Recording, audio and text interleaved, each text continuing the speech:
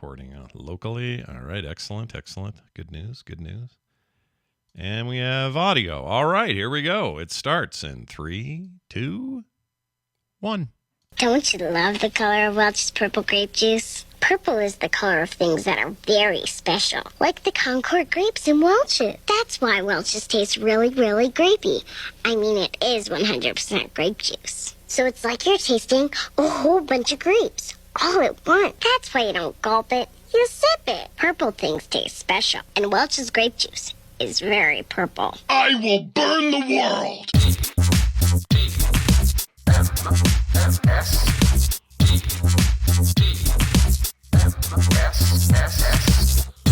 The Morning Stream, steady as she goes. Number 2.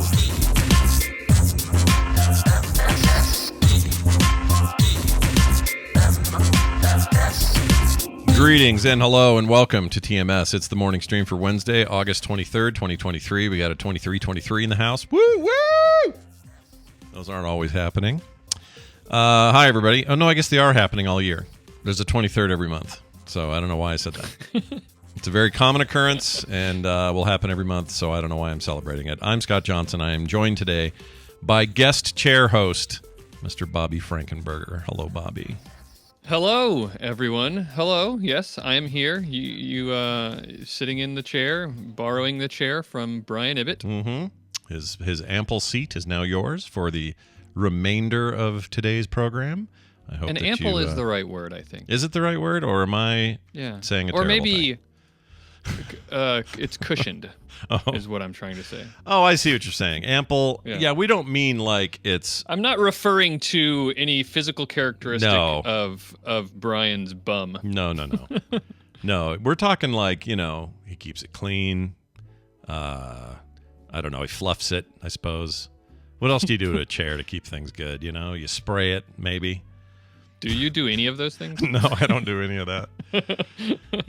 I use this chair so much for every show I'm on, I'm sitting in it. Every stream I do, I'm sitting in it. For the rest of the day, I'm standing mostly. It's a standing desk, but I have a high chair that I sit in when I record. I can't podcast and stand. I fidget too much. It's weird. Yeah. I recently did some voiceover, some voice acting work with it was actually a project that many of you may know that Bill Meeks is. Oh, I like Bill Meeks. He's a good dude. Yeah. But so where he does these voice acting recording sessions with groups of people all together, which is very different. Most people don't do that. Anyway, I was there and everybody's like all these. This is the first voice acting I've ever done, like in any serious sense, and everybody else who's there, there's a lot of professional voice actors. And they're all like in their place with their nice microphones, and all of them are standing. Oh yeah. And well, it's because they have to enunciate. They have to articulate and gesticulate, right? Yeah, and I get it, but I just don't. I'm like you. I can't really do it.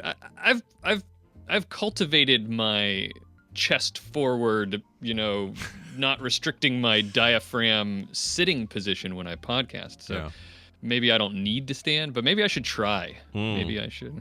My diaphragm fell out, so I don't know where it is. I don't know what happened to it. Well, the doctors are looking for it. They'll give me the patch or something. It'll be fine. But my point is, like, if somebody said, "Hey, Scott, we need you to do voice acting." Let's say it's an animated something, and you need to be a character. I would probably want to stand for that because I would want to be physical with the role, but it's hard for me to do it for a show. When we were almost done, really, I kind of realized that. I was like, a lot of the acting I'm trying to do here is because it's the acting part of it, right? And it is very physical to do that. I think I'm not talking like an expert. Like I said, this is the first time I've ever done it, but I realized as I was doing it, getting into character, that even though it's just your voice, I was gesticulating and using body language to sort of get into character and give the performance.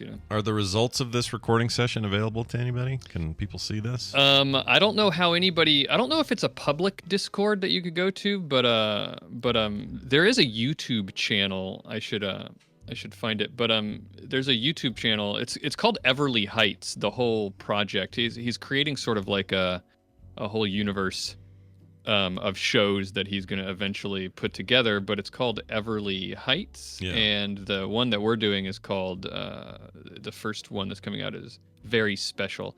Sort of like a 90s it's like a like a 90s sitcom kind of after school special, not after school special, but an after school sitcom thing. But I'll put it in the chat. I just found the link to his website, the Everly Heights website. It's everlyheights.tv for anybody who's listening. Go check it out. Bill Meek's doing cool work. Because one of the great things that he does there is he's very transparent about the process of what he's doing, because it's also going to be animated using like AI animation. It's pretty interesting.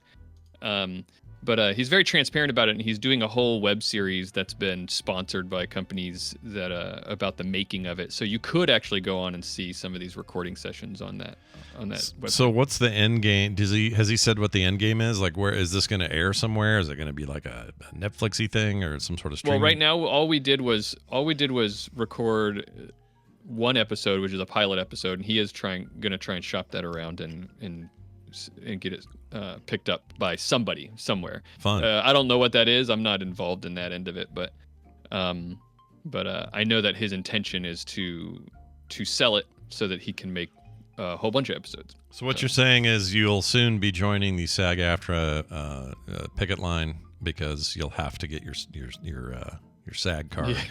Yeah, this particular project was non-union, so we were able to keep doing stuff. I wonder if it would stay non-union if he got it picked up. Maybe not. I don't know. That whole world is so foreign to me. It's crazy. Like how all that works. When I did the voiceover for those GE Olympic commercials, they needed me to be non-union to even do it, because I guess so many times a year they can do a non-union actor. Yeah. And not be any, I don't know what the rule, it was some weird rules where you could do it like once a year, you could do this, or maybe it was the actor could do it once, but then after that, if I had a second session of these, I'd have to be a union member to do it, or some kind of weird rules like that. So in a way they were using me to get around having to some unionized dude. I'm not actually sure how it worked out. So whatever, GE, they bring good things to life, and that's all we really know. That's all we've been told.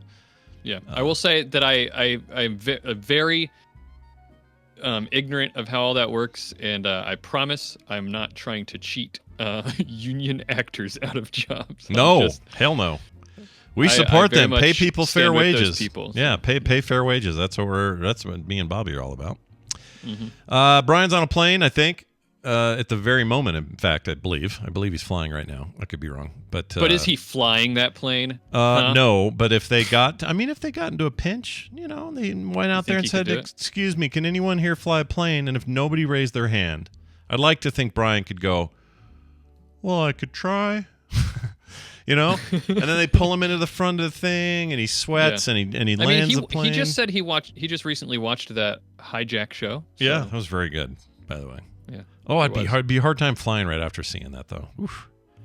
That's a rough one, because it's like 8 or 9 hours of intense hijack television. It's not like a movie where it's over in 2 hours. It was a long drawn out look at what it might be like to have an extended crisis in the air.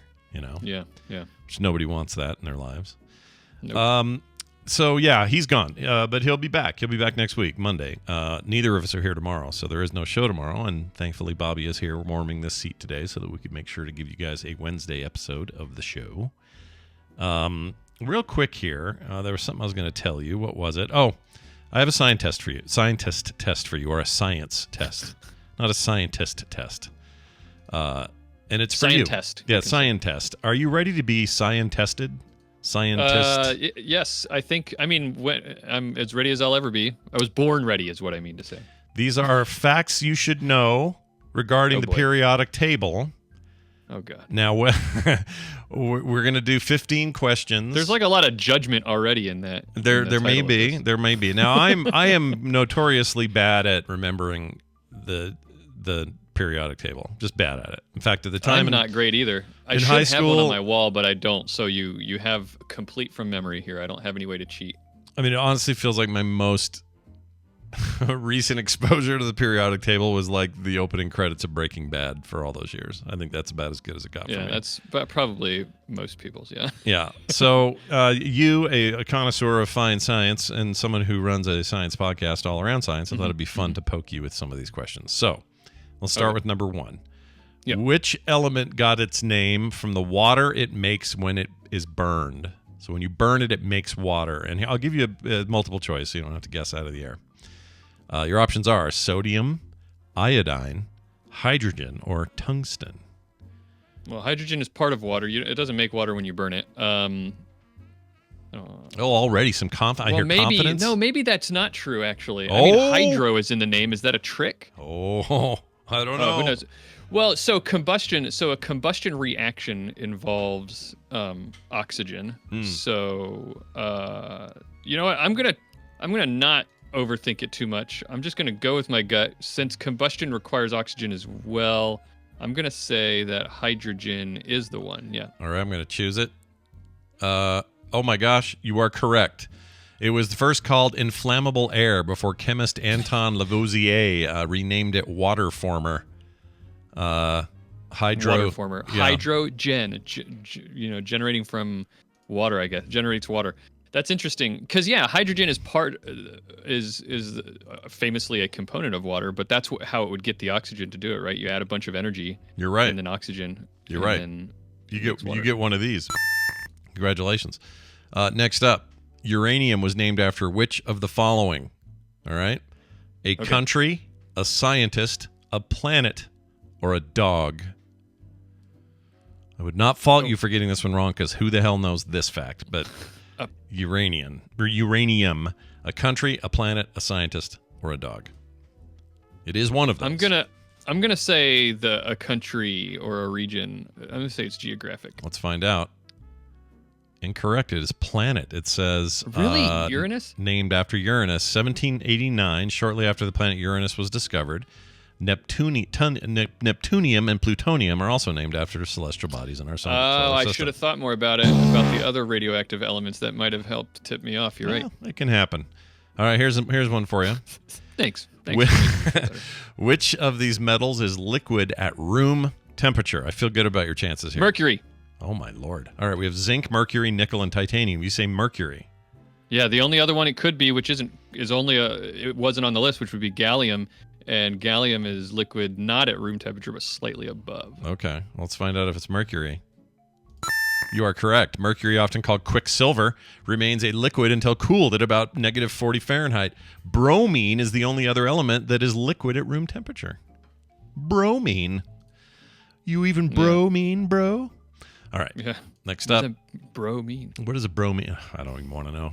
Which element is most abundant in both Earth's crust and the human body? Iron, silicon, hydrogen, oxygen.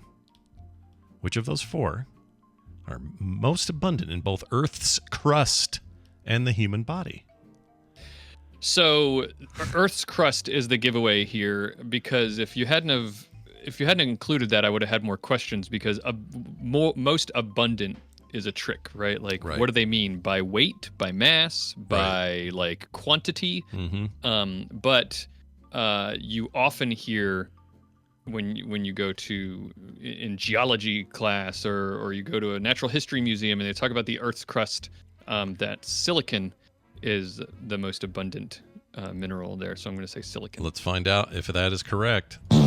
The correct answer is oxygen constitutes nearly half of Earth's crust and 2/3 of a human mass. Oh, man. Man. Woo. Rough one. I'm not doing well. Rough one. That makes sense, oxygen, I say, after having heard the answer. Yeah. It makes sense, but you just don't think about it. Oxygen reacts with everything. So Yeah, that it's thing everywhere. is that thing's out in front strutting around like all the other elements look at it and go, you bastard. It attaches to everything. Oxidation reactions. That's what an oxidation is. Yeah. Is If you- oxygen hanging on. Think of it as like Hollywood. Tom Cruise is oxygen, gets all the work, gets to call it, write his own ticket. He's just out there You're breathing Just it. always there. You're just eating always it. around. Yeah, it's just everywhere. Here's this one. Diamonds are made of which element? Sulfur, lithium, carbon, or nitrogen? This seems easy. It's carbon. I thought about interrupting you again, but I thought better to be polite. So Well, it's carbon. You are absolutely correct. Diamonds are not Diamond made from is coal. just a form of carbon. So Yeah, a lot of people think you can just squish coal down. That is not correct. And that is a fun thing I to think there's a say. little bit more to it. It takes a lot of pressure to turn any form of carbon into diamond because it has to be under enough pressure and enough heat. So what all of that process is doing is adding energy to allow the carbon to form a crystal, to crystallize and structure in the way that it needs to. You need a lot of energy to create those really strong bonds. Nice. Next up, we have which element found in red blood cells helps carry oxygen? Which element? It's Yeah. iron. Oh, look at you already with the answer. Calcium, boron, lead, or iron. Let's see if it's iron. You are correct. Nicely done. Iron is a hemoglobin, the iron in hemoglobin forms a reversible bond with oxygen, which latch together in the lungs and then split at the oxygen's destination. Our bodies are weird. The deeper we get on like how shit works and how things actually come together and then hold on to each other until the right moment and let go, it kind of freaks me out. It's crazy. Really amazing and fascinating how these super complex processes, just speaking of blood, just if you start digging into the chemical chain reaction that occurs that causes your blood to clot whenever you get a cut. Yep. Just that is like a crazy 12-step long process that if any one of those steps in that process don't happen, then you don't get clotting and you can bleed out. happen. Yeah, it's crazy. That is crazy to me. Like, we don't think of it this way, but every breath you take is a magnificent set of systems that just work. Yeah. And from our perspective, it's like, how is this even possible? But a billion years of evolution. That's a long time. Long time. It's a long time. So, yeah. Yeah. All right, let's do one more of these before we call Dunaway. All right. Which of these famous poisons appears in the periodic table? They are famous for various reasons. Your options are strychnine, ricin, arsenic, or cyanide. Which of those four is also a periodic table occupant? Oh, shoot. It's either arsenic or cyanide. When you started saying this, I was like, I got this, because if I hear an element on the periodic table, I will know it. I mean, arsenic and old lace. What's that referring to? Does that give you a hint? Maybe not. How about cyanide? What's that cartoon? I don't think it's cyanide because I think I remember seeing a chemical structure of cyanide at some point, like a molecular structure, which would imply that it's more than one element because it's made of atoms. So I'm going to say arsenic. Let's find out if you are correct about that answer. You are correct. Arsenic has been dubbed the king of poisons thanks to its odorless and tasteless qualities. And we don't mean tasteless like it has no taste. You know, like, that suit you're wearing is ugly. Not that kind of taste. We don't mean that. You cannot taste it on your tongue. That always made me think that we should ban arsenic from everything. But it's on the periodic table. How are you going to do that, you know? Good luck. For however they don't tell me out of what, but you scored a 2,000. That sounds great. It does sound great, doesn't it? It sounds awesome. Your score in a big bright green letters, score, 2,000. Out of 12 million. I guess. I'm guessing you answered more right than wrong, so I think you did okay. There are more. If we have time at the end of the show, we'll keep going. Yeah, I love opportunities to show how smart or dumb I am. Yeah. I mean, aren't we all trying to do that all the time? I feel like I am. Yeah. I feel like I succeed a lot, too. On the dumb side. At the dumb, okay. Yeah, the dumb end. The dumb end of the stick. I go for that a lot, and I get there. All right, we're going to play a little game, everybody. Sit back, relax. We're doing this right now. Oh, that's not loud.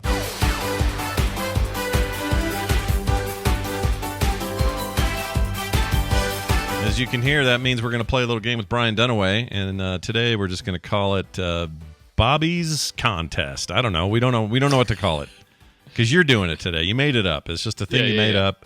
And we're not taking your calls or none of that. It's just we're going to I can tell you these rules. We're going to pick two people in the chat room. We'll let Dunaway pick one. I'll pick one. And those people will be the people we're playing for. So whichever one of us wins, the other person gets this rad package of Frog Pants paraphernalia, including, let me put the camera up, one of these brand new Bomberman stickers I had made, which I will send to the lucky winner, whoever it is, plus some other stuff, but this will be in there. Wow. And pretty proud of these. So you'll be getting those, and right now those would be exclusive to you because I haven't given them to anyone else yet except my daughter. She has one. Speaking of Brian Dunaway, he's here. Hello, Brian. Welcome. Oh, hi, Scott and Bobby. No, hello. Hey, Brian. It's weird How's it going, guys? Look at all this South Carolina at the same time business. It's a little bit weird. I know. I've heard this might happen, and we have approximately 15 minutes before me and Bobby both burst into flames. Yeah. That's what happens. Before we I think annihilate each other. That's yeah, right. yes, paradoxes, man. Don't do it. Don't do it. Look, I've seen Time Cop. If you touch each other, you'll turn into a purple ball or something, right? Isn't that the deal? And I think we can all learn something from that. From that movie, from that very important educational touching, movie. touching, then purple balls. Yeah. Purple balls don't touch. Speaking of Greenwood, South Carolina, I flew up there a couple of times, Brian. Oh yeah, recently. we got a small airport over here. Oh, you Very said. good. Did you? I did thought you he die? said threw up. I didn't hear you say flew up. Yeah, I threw up. I went to Greenwood just to vomit. Right. Yeah. Probably if you flew into Greenwood Airport, you probably did vomit. You probably didn't have much choice. Yeah, that's It's like, a good where am point. I riding in here? So wait, Prop you plane, flew I'm there? What'd assuming. you fly there, land there, and then leave there? Like, what'd you do? Yeah, well, Brian, you might outta not know. I'm training to be a private no, I pilot. didn't So know that. Oh, nice. so yeah, I actually know a I've- few around here. Yeah. Yeah, I've flown into a couple of times. Flew up to the Greenwood Airport and back for practice. Why is it called Excellent. Greenwoods? A bunch of like woods that are green. Is that the deal? Yes, Scott. That's it. That's the That's why we called it Greenwood. And it's one of the reasons why. I had got up this morning and I felt just horrible. I didn't sleep well last night. Yeah. Allergies. Yeah. Because I do thought you were live- going to say because you had Greenwood. No, well, Greenwood. Greenwood. Yeah, it's Early in the morning. It happens to It's a lot of guys. It's gangreenish.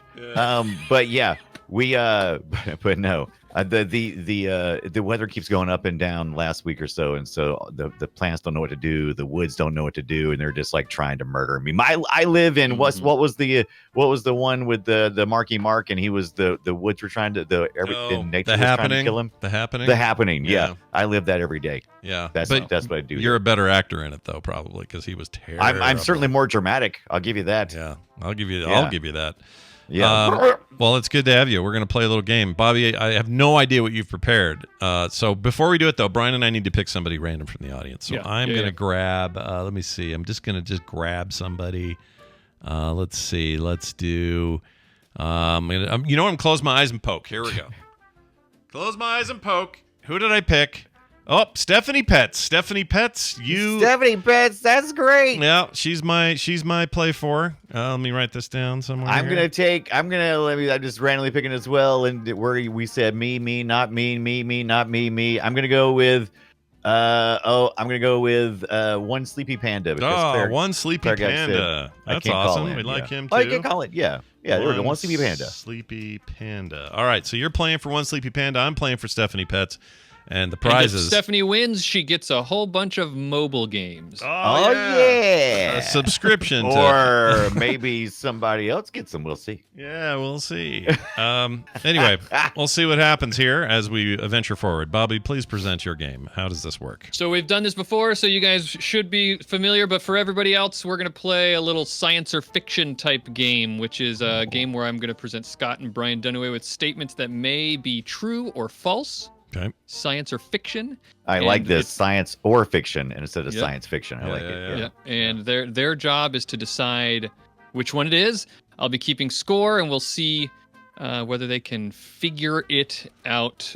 So the score, I guess, to start with, this is me stalling while I type your names into this doc. Yeah. Is 0 to 0.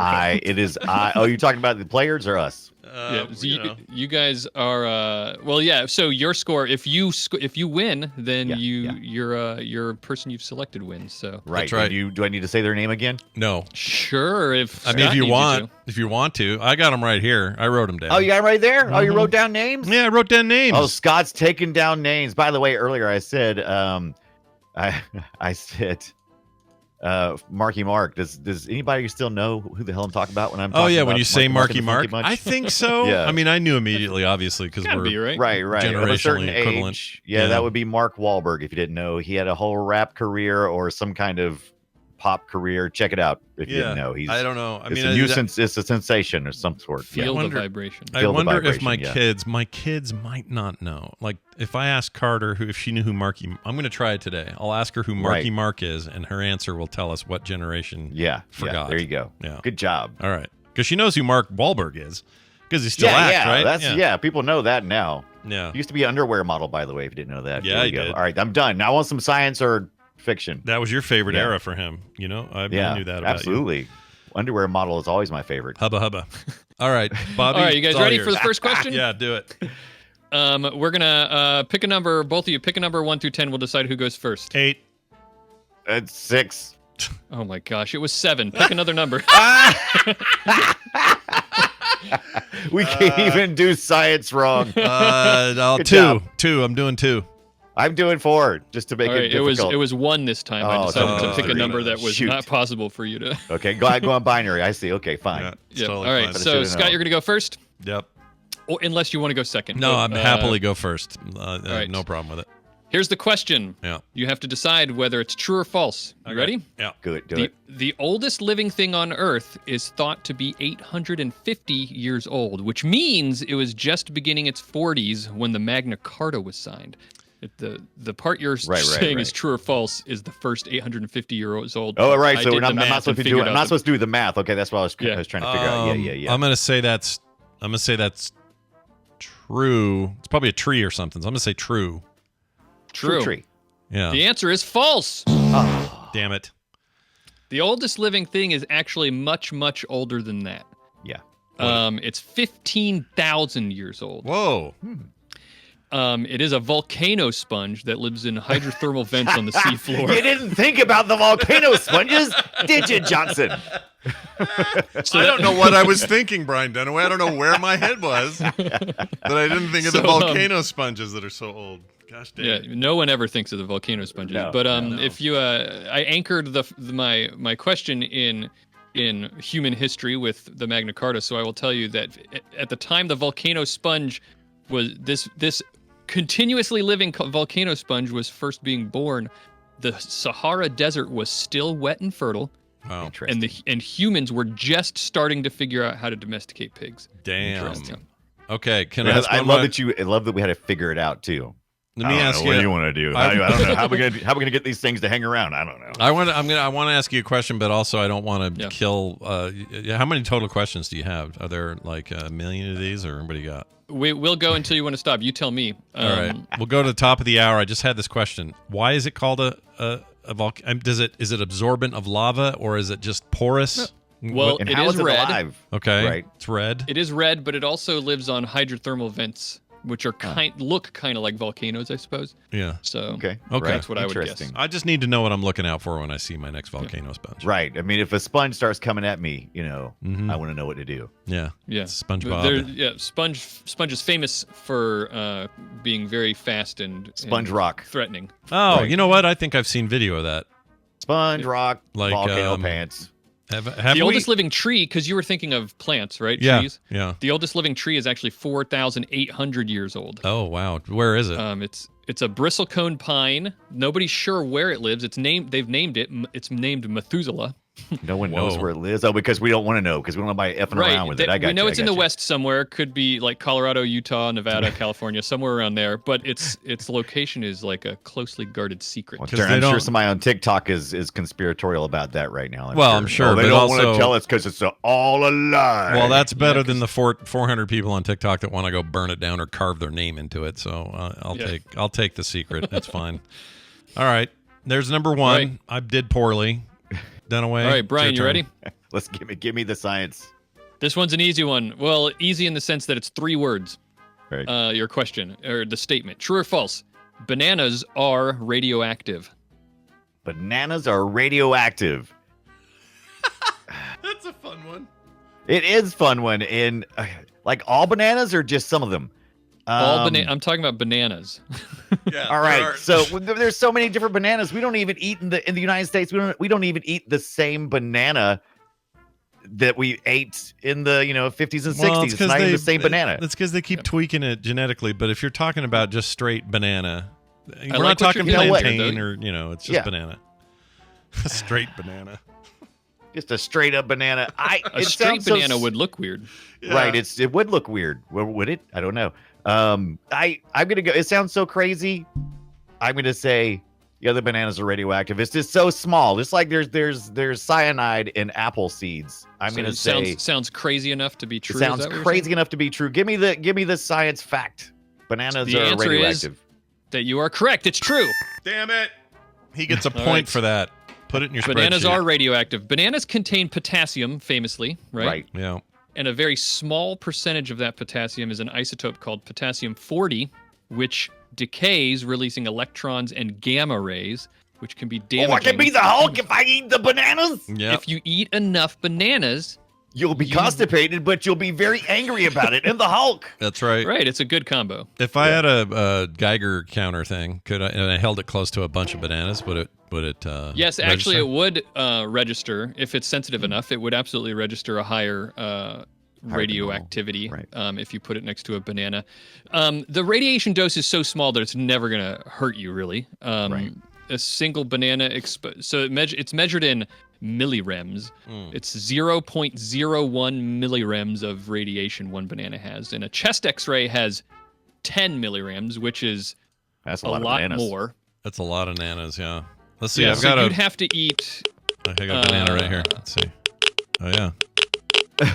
There you go. Yeah, my banana's ready. It's That's what it would registering. sound like if you put the detector up to a banana. You're right. Yeah, That's it worked. interesting. It's like playing Fallout 4 with a banana. Anyway, So a chest X-ray increases an adult's risk of death by 1 in a million, right? So very Wow, small yeah. amount. And you would have to eat 10,000 bananas Not a problem.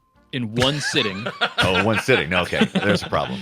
to equal the radiation dose of a single chest X-ray. So okay. So Well, then not really what would a happen threat. if you ate a banana while you were getting a check? I don't want to know. All right. That's You all don't I want to know. Yeah. Also, let me say this about bananas: if you are anywhere in the high blood sugar zones, wherever that is for you, fine folks at home medically, I've been told bananas are the worst thing you can eat. Ripe bananas or more greenish. Well, if you're gonna eat bananas? a green one, the you're just gonna sugar, you the give sugar yourself the index, the shits. glycemic index can be can vary a lot with bananas. Right? Yeah, but if you're eating it green, you get the Diarrhea. You get the diarrhea. That's what you get. right, right. right. you eat Well, the I mean, don't regular- eat like totally green. Yeah, well, I wouldn't do that. But you're not supposed to. Bananas are a big sugar source, so don't. Yeah. They're mostly fiber, except when they start turning sugar. Right? Is that? Yeah, I think so. But the greener they are, the more fibrous, the more ripe they are. Like you get into that brown when they start to turn brown, they get little brown spots. Right. Diarrhea. Whoops, no, the opposite of that. You get plugged up. I think from that. Anyway, Do you guys eat the peel of the banana? oh my What, lord, what are we crazy? Boy. What are we? What? do you do that?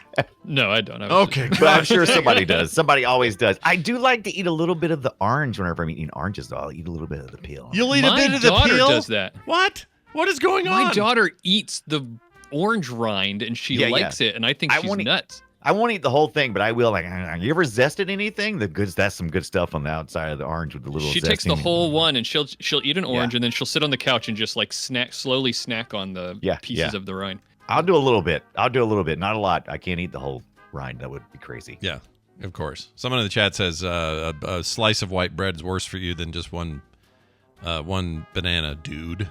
They said, Lisa Dude. said.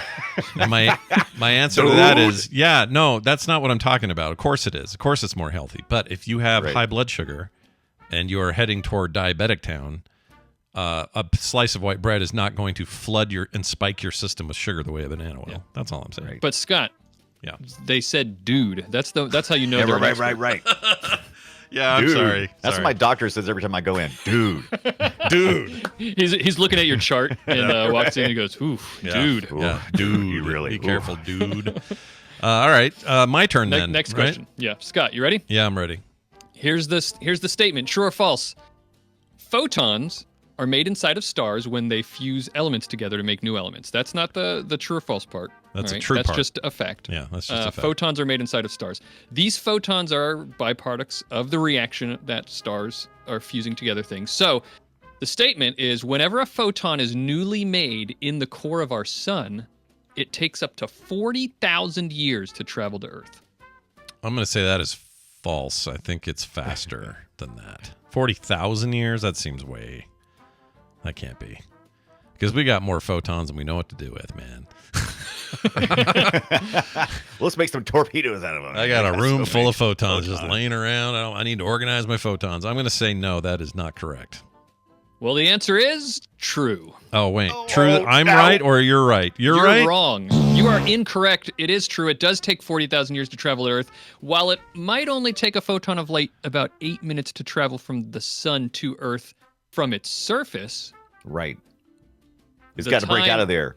Yeah, it's got to get, when it's made in the core, it takes 40, on average, about 40,000 years for it to get out of the core of the sun So where they're it in was no made. hurry. Right. Yeah, because it's constantly bumping into other atoms which absorb it and shoot it out in other directions. It's there's plasma, magnetic fields that it interacts with, If all you this don't- kind of stuff. Yeah. If you don't write a photon comic, Scott, of a guy that's all trying to get out of there, I don't know. Yeah. Yeah. Maybe I will. Maybe I will, Brian. Bumping into people. Yep. Other photon peeps. I got nothing but time. I think I'm going to make it. Dude. Yeah. All right, Dunaway's turn to make more. Gosh dang it. You're winning by, well, only by one, but still, it's pissing me off. All right. See, Brian, see if you can do this next one. What do you got there? All right. Here it is. You ready? Yeah. Good. This is a little bit of a lead-in. So first, this is a warm-up to this question. You guys can both tell me. Do you guys know what SCUBA stands for? Scuba. Yeah, like yes. Underwater hoo-ha stuff. Underwater. That's right.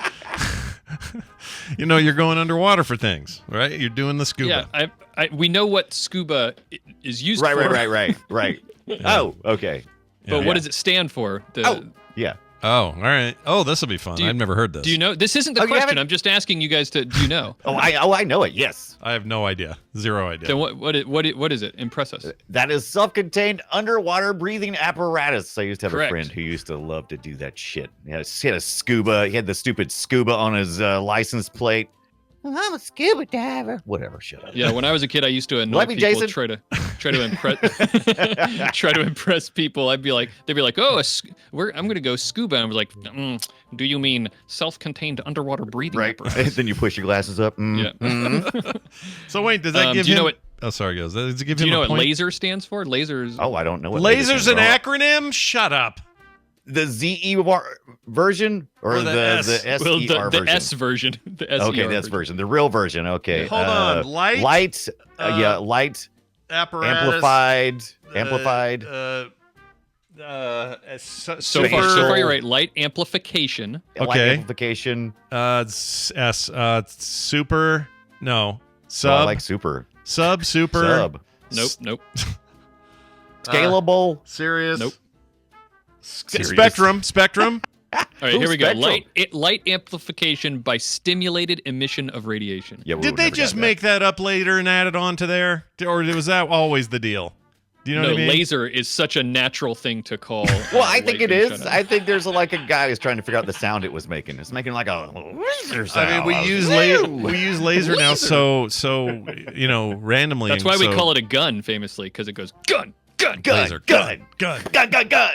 Oh, that's a weird thing to think about. All right, so he got a point for that, didn't he? The little. All right, so butthole. the question is, the real question for Brian Dunaway is true or false? These are all acronyms. Did we just say that? Didn't we just say? Didn't Do we just? even confirm those acronyms? I can't account for what anybody said while we were just All screwing right. around a minute ago. Right. Now I'm confused. But ask the question again. So scuba and laser Scuba, laser. and what was there another one? That's it. Okay, Did I confuse you with my strange intonation? All right. Yeah, that's what you. Yeah, that's right. It's called as Yeah. So right, those are all acronyms it's slash acronym. initialisms. Yeah. As Whichever. long as I understand the question correctly, which it seems like a trick question. Is DNA an acronym? That's the other one. Yeah, that I meant deoxy. to- What is it? Nucleic acid. Deoxyribonucleic Not acid. right. correct. Yeah. That's a DRN. Yeah, but are those So- which ones initialisms? Which ones are acronyms? Because that's a big difference too. Well, right? I think it's acronym, right? That's the definition of Acronym is take ones the you first say letter the letters, of and the thing. initialism. No, initialism is when you say the Scuba, letters. Acronyms when you underwater. spell something, right? Right. Yeah. Yeah, acronym. Yeah, I'm going with it. Yeah. So you Which- confused me. which That's one's spelled- which? that's spelled- oh, which one is which? Oh. No, Scuba's I the- know what this is. Scuba is an acronym. Right. FBI is an initialism, or DNA, or any of Yeah, those. scuba is the acronym. Yeah, if because you're that's the saying question because you're asking. pronouncing it, and I think Yeah. that makes it an initialism. I think Right. that's right. Oh, okay. Why is Scott answering my question? Yeah, I don't Brian. know. I don't know, Bobby. Scott gave you the correct answer, so correct. Damn it! It's true. Scuba and laser are acronyms, and Right. DNA is an initialism. You're right. Acronym. Okay. Nim meaning yeah. like name word. All right, yes. we have time for one more of these. Let's All right. see. I mean, I have no chance of winning, do I? Unless you decide to do some crazy scoring on this one. But this is going to be, I'm not going to win. No, but you let's have, try it. You have anyway. lost, but I we promise- can all learn a little bit of science with one more question. All right, let's Right. do I it. promise not to answer your questions, Scott. All right, fair enough. Yeah. Fair Here you go. Ready? Yeah. Let's go with this one. Only the South Pole has a marker. You can't mark the North Pole due to the fact that there's no land there. Oh shit! There's no. That's a weird one. Of course, there's land.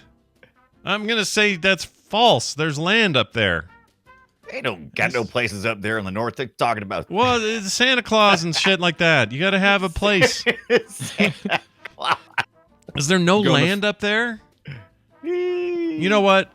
You have to say final answer. Let me go I'm not against allowed my to. own instincts. Final answer is no or false or sorry, yeah, true. There is no land because I don't know. It just sounds crazy, but I'll say yes. The answer, it is true. Oh, I got it. So you Wow. got one. Yeah, You did yeah. not go zero. It You is don't hear true. about the scientist hanging around at the North Pole, do you? Do you know? No. Do you know? Well, they do have expeditions to the North Pole. The thing Right. is that it's all frozen water up there. Yeah. There's no land, but because it's floating, it moves around. Right. So if you put a physical marker there, it would be in a different place later. And so there's no land Earth to stick is it in. doing weird stuff. Earth is weird, man. I mean, you still could because there's still if you went down if you took a pole and it was deep enough, you'd hit land. You'd hit underwater land eventually. Underwater land. Underwater land. That was what's that? Was that And- one and so how would dash you- 3 or something? No, Right. it's where And so- Waterworld, where he goes down And to so Denver. how would you keep the pole to reach the surface through all the ice that's moving around? Well, Just that's question. a good point. But if you could figure that out, you'd have it. You'd be all set. You could just figure out some way. If you could just Well, here's the good news. The good news is this: Congratulations. we have a winner, You're a winner. and that winner is not Stephanie. Sorry, Stephanie, you lost. My apologies, Stephanie Pets. But One Sleepy Panda is a winner. Yes. And all I need him to do is ping me on Discord, and I'll get his details and send him this physical package, including some stickers, some prints, and some other cool Frog Pants paraphernalia. Congratulations, you hitched your wagon to the right star today. All right, that's how that went for you. and hitch your wagon to the right pole. That's right. Dunaway and I, though, later today, 3:30 Mountain Time, right here at frogpants.tv, we'll be doing a live episode of Play Retro. We are talking about the 8-bit and 16-bit baseball games that shaped the really the video digital version of the game forever. And we've got some real winners to talk about. Mainly, there's one that I just think overpowers them all, but we'll What talk. do you think? One of them? Not is it the original the original Nope. Nintendo baseball? Just Nope. plain I old got branded? I got No? one that's like I'm not going to tell you yet because we'll save it for the show. But I got one that the hint does is it involve robots firing balls out of cannons? no. maybe? I do love that game though. That 2020 the thing. It's set in 2020. This baseball Base game. Wars. Yeah, Base Wars. Not that, but it's very good and it is 16-bit. That's the only hint I'll give you. We'll talk about it more today. Okay. But baseball games are one of my favorite video game things there is, and I'm not even that big of a sports video game player. But I do love a good baseball game in video game form. So we're going to talk about the origins of those and which ones really made a splash and all that. That's today at 3:30 Mountain Time. Dunaway, anything else you'd like to say to us? Good luck, Bobby, getting that pilot's license. Thanks. It's coming up soon that I get to do it. I was actually almost hoping that I would have it done by now, and then I could have rented a plane and flown up for the one of the days that everyone's going to be up there in Asheville. Yeah. Oh my gosh! Can you imagine showing up in your pilot shit and just right? That's cool. That's cool, man. You could have buzzed him, like buzzing the tower. Yeah. That's what you should do the first day you have a pilot's license. Yep. Or push some weird red dust out of the back of the plane or something. Yeah. Something All cool. great ideas. Sky wrote. Yeah, something like I don't know, what would you say? Amy and Chuck smell funny, and then just get away as fast as you can. Hey, Dunaway, kiss our butts. All right, he's out. We're going to take a break. When we come back from this break, we're going to spend a little time with Tom Merritt. We're going to do some tech time, so stick around for that. In the meantime, I'm going to play a song. Yeah, that's right. Brian gave me some music to play. He usually is in charge of this stuff, but not today. Well, still today. I'm just reading it. He sent me a single called Feet on the Ground. This is, let's see, the band is called, if I can find it, Jason Blackmore, which says Molly Maguire in parentheses. I don't know if that's the same person or not. And somebody named Mario Quintero from the band Spotlights. These folks have come together and created a brand new band called Sisters. Sister. Like in Star Wars, remember that? That's the whole thing. Anyway, they released a single called Feet on the Ground. This is from their upcoming debut album, Leech Heater, or Leech Eater, rather. There's no heating. It's eating. That comes out on August 25th, which is literally 2 days away, so something you can get your hands on. Look, if you like bands like the Deftones, Hum and Failure, those kind of bands, then Sisters is probably right for you. So here it is. Let's play this song. We'll be back in a minute. Stay tuned. I come to show you why mannequin flavor plenty enjoyable. I need water. See, water make leaf stretch. Wrap cigar well. Mouth enjoy flavor. Yes? Mannequin flavor special. Sheer enjoyment. You sleep like a goddamn baby.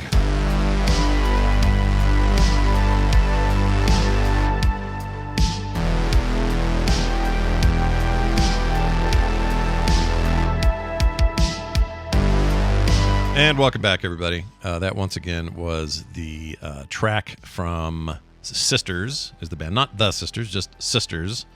And this new single is called Feet on the Ground. Make sure you check out Leech Eater, coming out on the 25th. Scott, have you ever thought about how I think you could teach a class, like just a 1 hour seminar on how you pick these clips and how you choose to string them, to put them together? Yeah. Like some people have asked for that. They're like, where do you get all your clips? Why do you choose the ones you choose? Why do you play the ones back to back that you do? Yeah. I don't know if I have really a process. It's just sometimes stuff grabs me. Like that clip right there, this one. You sleep like a goddamn baby. That's what's his name? The dude abides. Samuel or Sam. Can't think of the actor's name all of a sudden. What's wrong with me? Anyway, famous giant mustache actor. From my recommend, Sam Elliott. There you go. From my reccamentals today. And so sometimes I'm just watching stuff, and people say certain things, and I'll be like, "That's kind of cool." Well, certainly that's part of how you get that library, right? Is you're always listening. Yeah, I'm always listening, and I hear things maybe some other people aren't looking for. Like I'll hear a quip or a line that out of context is just weird enough that it might be fun to goof with. Yeah, but it's a podcasting. What do you call it? Like a style or technique or a thing that you do that is very distinctive to you and your shows, and other people have emulated it, and I think it's pretty cool. Well, thanks, man. I appreciate that. And I have a ton of it now. So if I ever die, I have a rich, mega hard drives full of these files that will benefit society when I'm gone. All right. Mega hard drive. Yep. And they all have the prefix bumper X on them. Is that like a mega pint? Did you ever mega watch pint? That? No, I never did. Did you watch that trial? I never did. Johnny Depp? I did not. I avoided that like the plague. But here's something I don't avoid. good tech news from good friends. Kind of in a tough spot here, Tom. Sorry. Yeah, Tom Merritt, he joins us to talk about the tech issues so that we don't have to think too hard about it. But a little hard. We don't want to make it easy.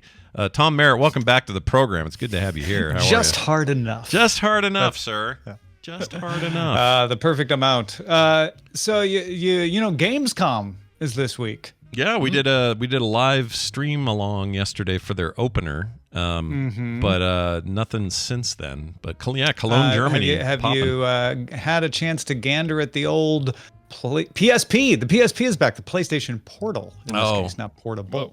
Yeah, they changed the name, so it was called what? Project G or something? Project Q. Q. Yeah, that's what it was. Was what they originally ran. It was that was never going to be the final name. That was just their cute little code name. Yeah. For it. But yeah, it's the PlayStation Portal. That's right. I was initially excited to hear they were working on possibly a successor to the Vita, and then I found out, oh no, they're not doing that. They're making a remote device, and then I thought, well, that's still cool. I like that concept.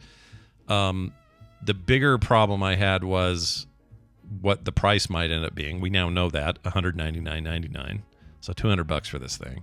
It's a little high for kind of a one trick pony in a lot of ways. And I literally mean that because some of the fine print has come out that this does not support any of their online service streaming games. So like right now, if you do PlayStation Plus Premium, you can get a bunch of retro games. You can get PSP titles and old PlayStation 1 titles and old stuff. It's part of that tier, that $19 tier a month.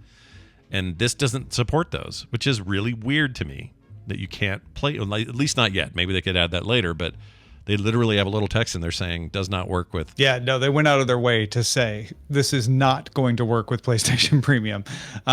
It's kind of a question whether it will work with, say, Netflix, because one of the interesting things about it is as long as you're connected on the PlayStation Portal to Wi-Fi and your PlayStation 5 is on and connected to Wi-Fi, it doesn't have to be it can be in standby mode, it could be in sleep mode.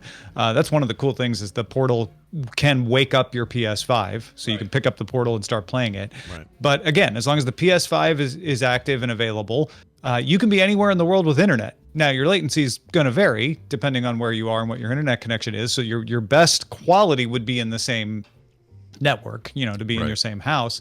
But theoretically, you could be in Seoul and play everything on your PlayStation 5 back in Salt Lake City, and therefore go to your home screen on your PS5 and I think launch Netflix. The fact that you can't do premium makes me wonder, do they stop you from streaming anything from the internet to your portal, or is it just PS Plus that they're gating? Right. So I'll be interested to see about that. But again, the main pitch from Sony here is not use this to circumvent Netflix's region locking. It's hey, you can play everything you've got installed on your PS5 anywhere in the world. You can get an internet connection. With this weird $200 device, but don't use Bluetooth headphones. Oh yeah, don't do that. We didn't put Bluetooth in it. We put our own PlayStation Link connectivity. And you may say, well, what's that good for? That's good for the new Pulse Explorer earbuds that are also $200. Yeah, another $199. I guess prior to all this, when they were just talking about Project Q, I had said a couple of times, and I still think this would have been the right thing. But if this had been somewhere between $99 and $149, I think you kind of had a 99 starts to feel real like, oh, you know what? Why not? Yeah. I can go to a hotel and be able to access my PS5 as long as it's on back home. Yeah, Sure, and why Sony not? makes nice hardware. It's not like we're going to get a piece of junk or anything. It's it seems like a cool way to go, especially if you're really into that ecosystem. But the fact that it is just what's on your machine at home, depending on your Wi-Fi, there's a lot of dependencies here. Yeah, it does have a headphone jack. I'll give it that. Yeah, So that's something. At least Yeah. you're But not. do I have headphones? Oh, Bobby. Like I just don't feel like I don't think I have headphones anymore. Like everything I have is Bluetooth. You can get them for cheaper than I mean, I guess that's true. I guess $199.99. they are like $10 at Walmart. Yeah, you could go get a pair of earbuds pretty cheap these days, I suppose. But I don't know. It's a weird play. I'm still kind of unsure where my head's at with it. I kind of need to see some hands-on with it and see what people think of the build of it. I mean, it looks some people complain, well, it looks like you just split a controller and slapped an Android tablet in the middle, which definitely what it looks like. Kind of what it looks like. But also, so what? So, well, that's not a problem, except I'm a little worried about how does it feels like it's going to snap when I look at it. Like, it looks like it's going to break to me. It doesn't look like a sturdy device, and I don't know why I feel that way. It's just something visually going on there. It's similar to the foldable phones, right? We're going to have to get used to it being durable because it doesn't look durable. No. But it might be. It very well might be. The way the Samsung Galaxy Fold and the Pixel Fold have turned out to be very durable, much more durable than the first generations of them were anyway. This might turn out to be just fine. We'll see how it holds up. Or it might just start falling apart. We have no idea. The only part, I don't remember if they said a time or a date. Is it this fall, or what's the plan? Did they Later this year. Later this year. Okay. Well, probably fall. Speaking of folding screens, wouldn't that be cool? I just thought of a new thing. What if you could have a controller that you used for your PlayStation? It's just a controller, but like inside of it is a rolled up screen, and you could just walk away and with a roll pull the parts apart, and then the screen like whoosh, and then it appears in the middle. And I don't think that's a crazy idea. I think that's probably the PlayStation Portal 2 could be that. Yeah, that could come at some point. I mean, honestly, I don't know why they couldn't have made a bigger effort to say, oh, by the way, this will also work with, well, I know they don't want to do this, but it'd be cool if they were open to ideas of saying, hey, what if GeForce Now worked with it and some other streaming to device services? Yeah. Because doing this, what they're saying you can do with this, you can already do. I can do this with other devices, including that Logitech one. I can do it with a Steam Deck. I can pull in PlayStation Remote Play with just about anything. Now, not all of them are going to start the PlayStation up. You know, there's some, and this is optimized because Sony can do this to reduce latency. And so far, I've read IGN and Verge's reviews, and they're like, yeah, we were in ideal conditions, of course, but I didn't have any observable latency. So your ability to manage that with the Portal is going to be better than just using some third-party device. I'll give them that. Yeah. Seems like this is something that just makes PlayStation users feel better about being PlayStation users rather than bringing new people to the platform. Definitely. Right? Yeah. This isn't for it feels to me like there was a meeting where they said, you know, this Nintendo Switch and the Steam Deck, we need a competitor for that. What do we got? And they said, well, this would be really expensive. Well, this would benefit our competitors. And then they, you know, eventually as they started crossing things out that they weren't willing to do, they ended up with this. And they're like, well, we could at least market it as something. And it just feels like a compromise device. Yeah, it does to me too. Also, these earbuds, $199 is not like outrageous. Like you're going to find similarly priced not stuff for earbuds. from Apple. Can it be used not for earbuds you can use with other things. Right. But this is a classic Sony proprietary technology. Yeah, which is, you know, like granted, you can buy they'll sell you a dongle and then you can use it with your PC or your Mac or anything else. But sell you another thing. Yeah. But you're right. It's like back to the memory stick days a little bit, and or UMDs, or you know, all these stupid proprietary formats. And I understand that if you are the place that comes up with the format and everyone lives by that format, you make money in perpetuity until the end of time. I understand the desire to do it, but I feel like they're trying a little too hard to push PlayStation into a weird luxury space that I don't know that gamers want to go there. It's already a very expensive hobby if you're buying games on the regular. It's not like these devices are cheap, or the games, these $70 experiences you pay for, or monthly service fees you pay for, are cheap. So I don't know why they want to. Maybe they think this is something Microsoft and Nintendo aren't doing, so they should be the luxury brand. I don't know. I can't put my head around it. Sony is much more dominant in its domestic market than it is outside of its domestic market. It's actually fairly dominant outside of its domestic market, but so that tells you something. Right. I don't know if this is a situation where they say, oh, even if we only sell these in Japan, we can absolutely sell people with this in Japan.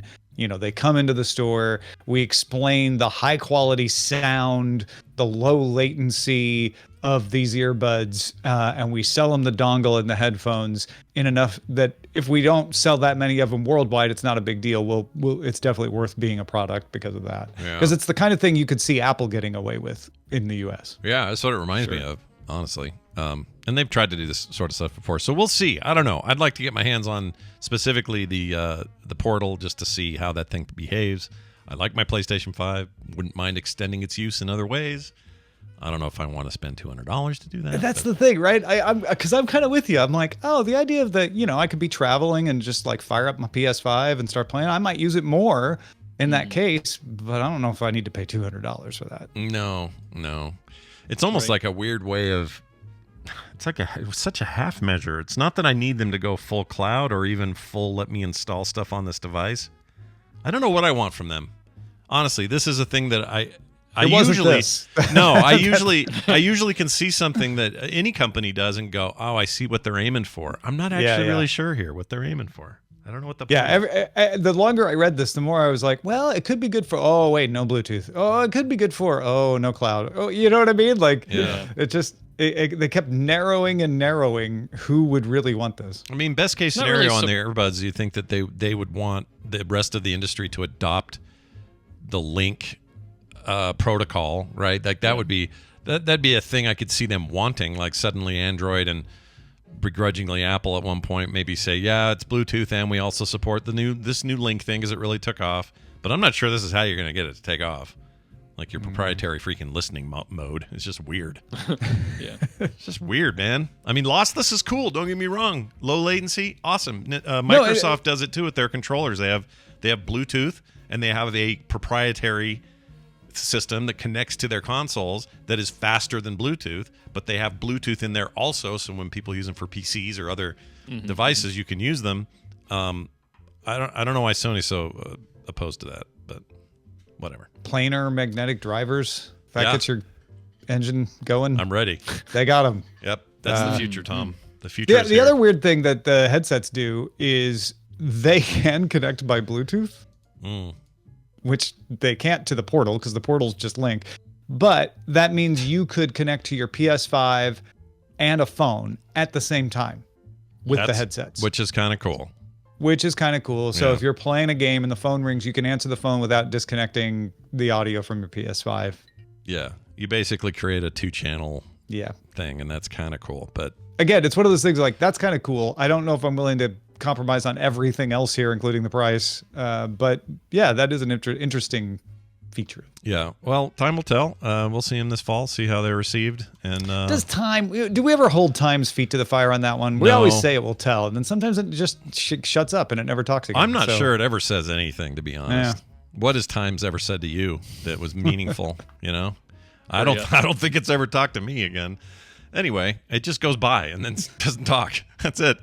But we will not let time go by today without talking on the Daily Tech News Show. It's Wednesday. I get to be on. That'll be great.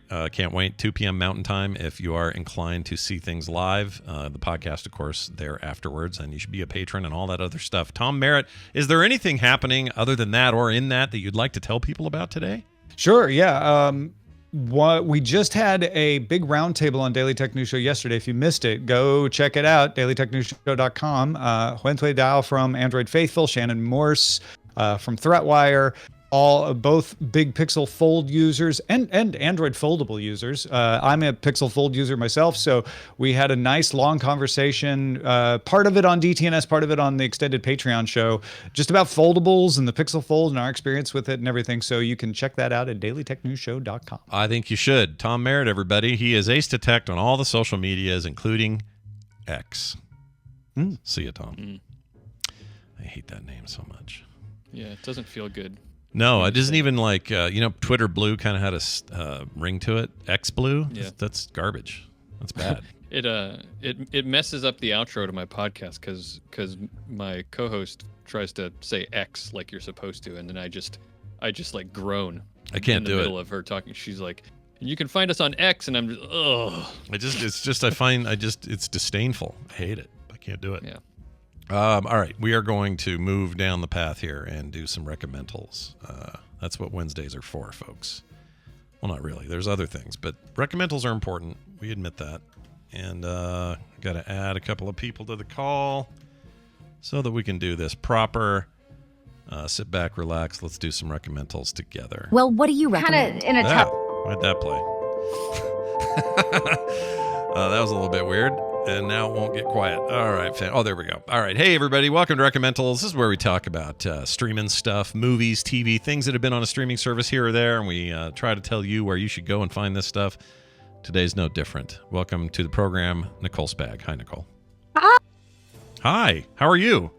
I'm okay. How are you guys doing? Fantastic. Ooh, you sound great. Where are you? You sound good. I'm in my car on my phone. Oh, you sound good. You sound great. We'll take it. Cars are a great place. They are for audio. They really are, I think. Yeah, because you kind of have a headset that came with the phone. Oh, nice.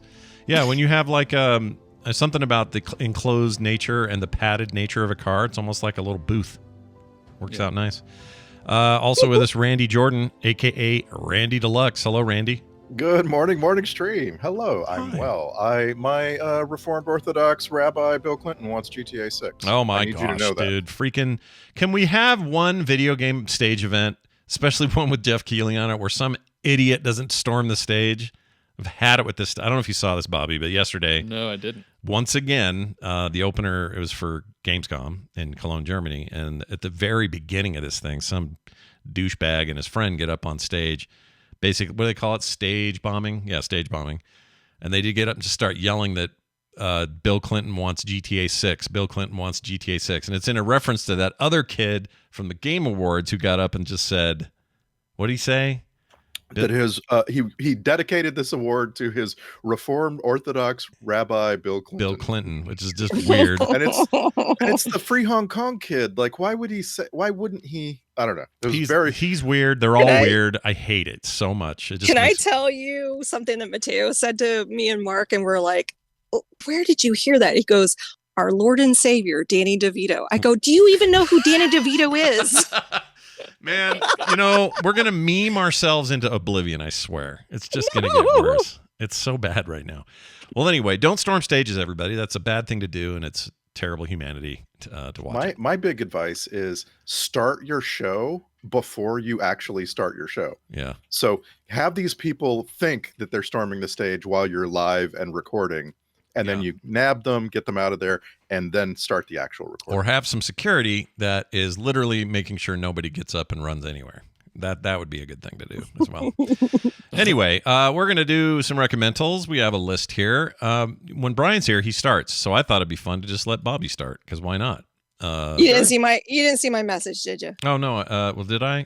I got a clip. I said, can I start first? I have another meeting. No. I can totally do you first. I missed your message. Sorry about that. Easy Tim wants you to ask me about my closet too. What's in your closet? Is there something weird going on? Mark just redid the closet. He released a video of it. Oh, well, we should look at that. Do we get to see do we get like an idea of like what kind of shoes you're into and stuff like that? Or not really. You get to see my collection of sweaters, I guess. Oh, well then, all right then, I'm in. I'm all in. Let's check this out. Sounds creepy. I want to see this. Scott going right to the feet. Nicole, show me your sweaters and your shoes. All right. Well, let's start with Nicole then. Nicole, do you have any setup for your link here, your clip? So this is a documentary. It's only an hour long. It is not, it's like the precursor to the book. I highly recommend the book. We'll talk about it after it. But I couldn't give you the clip I wanted because it had a lot of Alanis Morissette music, and I didn't want you to get a copyright strike. Oh, gotcha. But she's in the documentary, and it's something that I have been exploring about myself. And it's like one of those, getting sick back in December has made me look at like my life as a whole, and a lot of kind of like, oh, that's why I did that kind of thing. So introspection. I understand. All right. Well, let's play it. Very much. Let's see what we get here. Well, I knew something was. I like the sorry. So it was Alanis Morissette. I thought I sent you a different clip. Oh, that's the one you sent. Just her sitting there talking. It's cool. The music, she talks over it enough. I don't think we'll get dinged on it. But okay, good. Tell me is this a documentary about her, or is she just involved in this somehow? She's just involved in it. So this is you can find it on Amazon Prime. It's under that freebie thing that they have now. Yeah. So there's commercials, but it's, like I said, it's only an hour long. It's called Sensitive: The Untold Story. And I thought I sent you a clip of the author of the book. I believe she said she was a sociologist, but she's a doctor in this area, and she has studied it for a long, long time. And if you listen to the book, she goes into detail about this isn't necessarily introvert, extrovert. This is also not autism, though people with autism definitely have more sensory things going on. This is really looking at there's 20% of the population that are what is called sensitive. And it's not, you're going to get your feelings hurt, though that could happen, but it's your nervous system is very much in tune to your environment and can be overwhelmed very quickly. Whether it's smells, noises, you're just in tune with your environment and your bucket can fill really fast, the whole spoons thing. So it's been an interesting journey for me to watch the documentary, which was kind of funny because it's a little overstimulating for me to watch. They have a lot of cuts and the kind of acting is a little bad, but if you are interested in this topic, the book, which is called The Highly Sensitive Person, is really good. I'm listening to that on Audible, and I think that's free to listen to as well. But I sent you guys a quiz because in the book, they had a list of 20, I think it was like 25 questions, and you can answer them true or false. And if you answer 12 or more true, then you are potentially a highly sensitive person. Well, it was, you scaled the answers. So yes, it was which ones do you scale the farthest?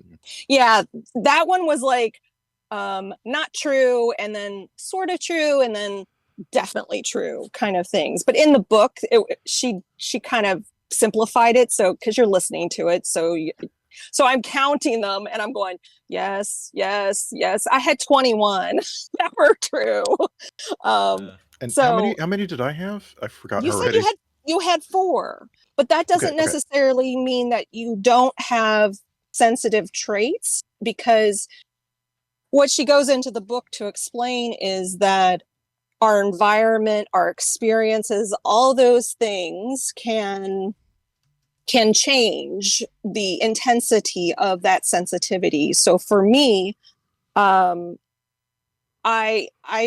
figured a way to cope, but unfortunately, my illness back in December completely took my wall down, and I had no coping mechanisms whatsoever. And I'm like, oh my God, why is this so hard? And then I started looking back to my childhood and all the little things that I would do to stop the sounds to get into my head. So I always had headphones. I always had something to focus on, whether it be a book or music. So I kind of pulled myself out of my environment into my own world. And then I was like, okay, this is starting to make more sense now. Yeah, so yeah. I sent you the quiz, but I'd be happy to read some of the questions to you if you're curious. Yeah, I'm curious. Read a couple of those. I'm showing All the right, chat room. so, By the way, Kindle Unlimited has this book for free right now. Yes, so yes, it's worth grabbing. I think I'm going to grab it. And it has a lot of case studies in her work, and there's a lot of like science behind what she's talking about, and how in society that 20% usually saw them, in historic kind of as the advisors, the people that can pick up. I'll go through the questions and you'll see. All right. So are you easily overwhelmed by strong sensory input, whether it's smell, hearing, anything kind of like your senses? Yeah. And it's do you seem to be aware of subtleties in your environment? Do other people's moods affect you? Oh my gosh. I need to read this book. Do you tend to be more sensitive to pain? Do you find yourself needing to withdraw during busy days into bed or a darkened room or any place where you can have some privacy and relief from the stimulation? Are you particularly sensitive to the effects of caffeine? Yeah. Are you easily overwhelmed by things like bright lights, strong smells, coarse fabrics, noise? Yeah. Do you have a rich, complex inner life? Yeah. Why am I answering yes to all of these? My gosh. Well, that's the thing. You need to do this test on a scale. It's yes, no doesn't get to the subtleties of how average a lot of these things are. Some of them might. Yeah, I was going to say some of these might be to some people. They're going to feel like a bit of this, right? Some of this or whatever. But And some that's of why it Probably benefits from a professional being involved. Right. Yeah. And that's what she says. This is just to kind of get you on your journey of kind of what I liked about the book is that, yes, we're talking about, okay, you've identified yourself as a sensitive person. So what are the things that you can do to help yourself? And I know I started down this journey more for my son. And then it turned out, oh, that's where he gets it. It's for me. Yeah. So, and I've had 40 some odd years to kind of figure this out and kind of gently, I'm able to walk into a room and know immediately if there's something off, like the vibe check, right? Yeah. So, you startle easy. That's for me is like 100% yes. The most ridiculous times Mark will scare me. I know he's there and he will scare me. I've scared you before and didn't mean to. I've walked up to you at an event or something and said, hey, and you're like, ah! Yeah, that's happened. So again, there's 27 questions. I'll put a link. You can actually, if you just Google highly sensitive person questionnaire, you'll see the list of this. But it's not necessarily to diagnose you, because here's the thing. It's not a diagnosis. It's a trait it's in animals, it's in humans, it's across the board.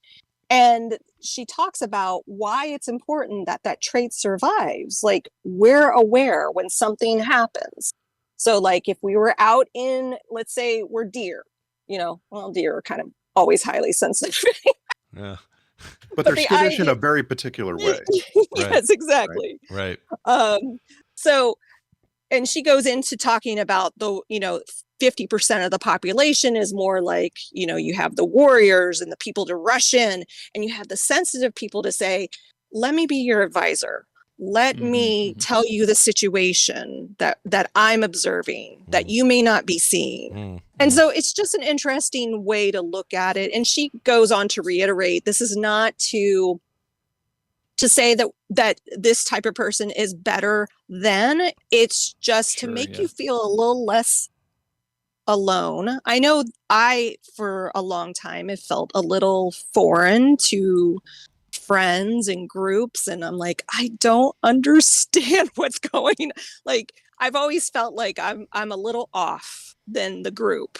Yeah, it sounds like it provides a good framework for which to look at yourself and to look at other people. It's like, it's not, so you said it's not diagnosable, but it's like, there are other things like that, right? Like type A and type B people, right? Yes. Like, that's not a diagnosis. That's just a description of how someone experiences the world, right? Exactly. And so if you find yourself being a very sensitive, like your nervous system sensitive, there's probably, some little tips and tricks that you could gain from either watching the documentary as a precursor and then going on to the book. So, and she doesn't, Alanis Morissette never acknowledges that all those things she said were ironic in that song are not actually ironic, right? Does she get into that? She's actually talked about that. She's responded to that in many interviews. All right. Yeah, I need to seek that out and hear that, because man, none of those are ironic. I think they even made fun of it on The Great North. Like, it's a really common thing for her to deal with. I'm sure it's almost the number one thing she has to, as far as things to deal with, she probably has to. Probably her favorite thing to have to do. Yeah. Oh, yeah. You can imagine she loves it. Answer this question again, right? No kidding. Well, enjoy your meeting, and this is great. This is on Prime, again, called, let's see. Sensitive. The Untold Story. There you go. The book is called The Highly Sensitive Person, How to Thrive When the World Overwhelms You. And that is available for free on Kindle Unlimited, hardcover $14. You can get it anywhere books are sold. Nicole, it's always good to have you. Go to your meeting. Thanks, guys. Hey, Nicole, enjoy your closet. Yeah, have fun in your Thank closet. you. Yep, Nicole's I've already closet. filled it up. Coming to TLC this week. Nicole's closet. All right, bye. All right, let's keep moving down the road here. Let's now, Bobby, do yours. Tell me to set this up real fast. Yeah, set it up. What do you got? All right, so the scene you're about to hear is about two friends who are going through a tough time in life. Yep. They're foreigners who are living in the U.S. and they're dealing with some prejudice treatment from a store owner who won't serve them. And they've gone to talk to a mutual friend to get some advice or some understanding about the situation. That's what you need to know when you go into listening to this. Sounds so serious. All right, let's see what we got here. So he wouldn't serve us basically just because we're from New Zealand? What? Is that the norm? Well, you guys are in America now, and there's a lot of prejudice here, especially towards people like you. What do you mean, people like us? You know, the English and whatnot. Redcoats, the oppressors. We're not English. Be that as it may, Jermaine, you're pretty much the most disliked race in this whole country. What about black people? They don't like you either. Neither do the Chinese, the Asians, Polish, Russian, Croatians, even the Indians. Yeah, but Dave, you're Indian. You hate us. Yeah. Sometimes. But you're our best friend. I know. You're going to make me rewatch this, aren't you? Gosh dang it. That's so funny. Yep. All right. So this is Flight of the Conchords. Yep. It's on HBO Max or just Max right now, right? This is I've never seen this. I'm doing my first watch of this. Oh, you are lucky. I wish I was you, man. What a great time that must be. Yeah. So for those who don't know, Flight of the Conchords is a musical comedy duo from New Zealand, and they did this show back in, I think it was 2006 was when it premiered. It wasn't on Max back then. I think it was Comedy Central and a bunch of other some other places. But I've heard people talk about this show forever, and for whatever reason, I've always been like, okay, meh, it sounds whatever. And I just decided to check it out, and holy cow, is this show exactly for me. It is so freaking hilarious. This is like such a funny show. It's it's about the two band members, Jermaine Clement and Brett McKenzie. If you recognize the name Jermaine Clement, then it's because of What We Do in the Shadows, directs What We Do in the Shadows. And they are the two members of Flight of the Conchords, the music group. Yeah. It definitely feels like What We Do in the Shadows. Like it's definitely, you can tell that there's a connection there.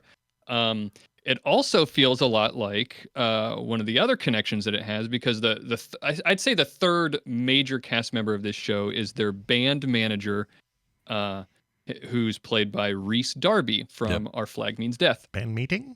Yep. Yep. And you know what's funny that you say that? Because I hear you guys say that all the time, and I always thought, where's that? I didn't know what that was. And then as soon as the first episode, he says that, and I'm like, that's it. That's band meeting. Yeah, it's hard to avoid. It's pretty great. Yeah, but yeah, so it definitely has a lot of these connections, and you can feel it when you're watching this show. It's a very dry, absurd sort of tone. It's just a story about these two. They're playing themselves as Flight of the Conchords, and it's just about them completely struggling as to try to do music. The whole joke is that their band manager, Rhys Darby, he can never get them any gigs, and when it is, it's at places like the Aquarium or other places like that. If it feels, by the way, if this feels to people, or it feels to you like What We Do in the Shadows, both the movie and the show, it's because these guys were all also working with Taika Waititi on this. So Flight of the Conchords, at least 2 full episodes were written by him, but he was always around. These guys are all from New Zealand. Jermaine Clement was in Eagle versus Shark the year prior to all this, that Taika Waititi directed. Like they're all in cahoots, these guys. So if you find any of these people funny, they're all basically, they all came from the same loaf of bread. Right. Right. It's Kristen Schaal is also in this. She plays like the band's only fan. Yeah. Who's obsessed with them. First time I ever saw her was this show. Yeah. This may have been the first thing she did big on television. I'm not sure. I don't know about that for sure. Her and Eugene Merman, who plays Eugene in the show, would go on to be Gene in Bob's Burgers with Kristen Schaal. So there's some connective tissue there, like some of the writers and stuff. And yeah. Anyway. There's a lot of people that very early in their career pop up in this. I just watched an episode that Aziz Ansari, the episode that clip came from was the person who was the store owner who was being prejudiced against them, that they claimed that they had a race war with, is Aziz Ansari, plays the fruit stand owner, and so lots of little people like that show up throughout the show, early, very young versions of themselves. Yeah, it's an incredible very show. Hilarious show. It's really good.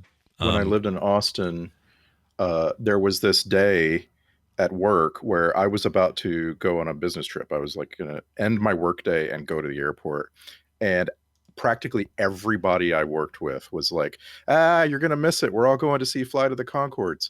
And apparently they were doing a stage show like for a week in Austin back then. It was like 2005. And I was just like, I don't know who you're talking about. I don't care. Probably the show that I most regret missing, everybody went to see Flight of the Conchords live in Austin, and I totally missed it. Yeah. And then they don't really tour anymore. A fun way to see Brett McKenzie, and maybe you never knew he was there, but he was one of the elves in Lord of the Rings.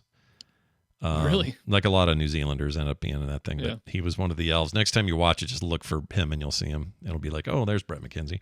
But he's done a ton of music stuff since. He did all the music for those Muppet revival movies, Muppets Most Wanted, the one before that. I forgot the name of it. And that has the same director, directed most, or is one of the show creators of Flight of the Conchords. It just feels like a lot of the DNA that would come out in all of these New Zealand megastars, directors, writers, actors, all seem to foment in Flight of the Conchords. Yeah. For me anyway. That's about the timing of it, right? The quality of the show, you can definitely tell that it was a low budget filmed in 2006. But don't let that, like, if you see it, everything looks so good now because technology's advanced so far. Don't let that cloud anything. Like, it's really, really good. You should watch it. It's every episode they weave in songs and they're all hilarious. It's just really, really good. Flight of the Conchords. It's streaming on Max right now, and Yep. Back then, you could only get it on straight HBO. That was the best you could do in 2006. Also, they're like one of their concert films is on HBO Max right now. You can go see what their stage show was like. What's that called? Cool, yeah. Do you have the name for that by chance? Just probably Flight of the Conchords something. Yes. Flight of the Conchords live on stage. Max. Let's see. It's called Live in London. Is that the one? Probably. Yeah, that might be it. There's been talk of a reunion series. I hope that happens. That would be fantastic. Yeah, I'd be all into it. Rise Darby alone would make it worth it. Who also had an amazing guest starring role on Bob's Burgers. It's like they all ended up on Bob's Burgers. All right, excellent stuff. Brandy. Let's throw it over to Brandy. Randy, brought us a clip, and I don't know what it is, so you're going to set it up for us. What do you got here? Oh, okay. You don't know. So it's a really popular movie that's now on streaming. And if you didn't see it at the movies, because you probably didn't, right? You're not going to the theater that much. It's now streaming, and you should absolutely watch it because it's so fun, Scott. In this clip, you're going to hear people that you know for sure. You're going to know exactly what movie this is. They are trying to explain to some new friends and what they're doing, and their new friends don't speak the same language. So it's very awkward. All right, here you go. Thank you. What's up? Our friend is dying.